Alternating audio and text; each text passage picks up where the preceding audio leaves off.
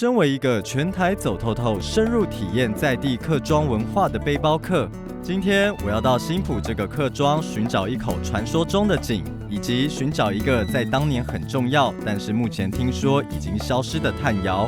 我现在是要来找一口井，然后是100年的老井。没错，就是这一座。这口井啊，原本是这个方圆数里之内人唯一能够使用的水源啊。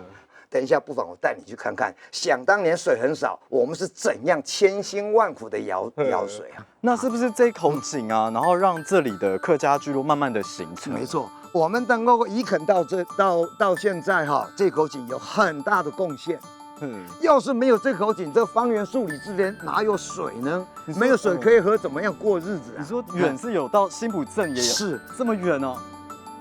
这里的地名被称作旱坑，就是跟当地早年缺水的天然环境有关。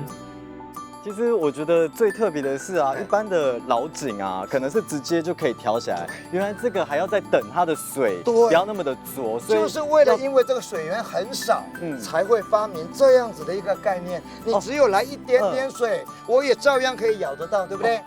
找到了传说中的良井，接下来我要找到那个每个月烧一次就可以养活一家人的炭窑。哇，看我刚刚在这边看，这个结构都还很完整。这都是那个砖块，就是堆叠成的。对对对，这都是烧炭的痕迹，木醋液。好，这跟泥土结晶在一起。海哥，我很好奇是这个木炭呢，它的制作过程就是一开始先把这些木材，然后全部放在这个窑里面开始，然后它的步骤是什么？形成最后的这个木炭，就是把木材全部放进来堆叠好，整个空间塞满了。就是我们现在这边，然后全部堆叠好所有的木材。对，然后把这前面封掉。好，那封掉，然后再从那边的角度，那个角度方向有一个喂火的地方。那烧的时候呢，因为这边有洞，所以它的热会从这边出来。对，那这样子是要烧多久？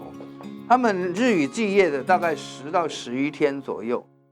原来平常看起来不起眼的木炭，竟然需要1个月的时间才能完成。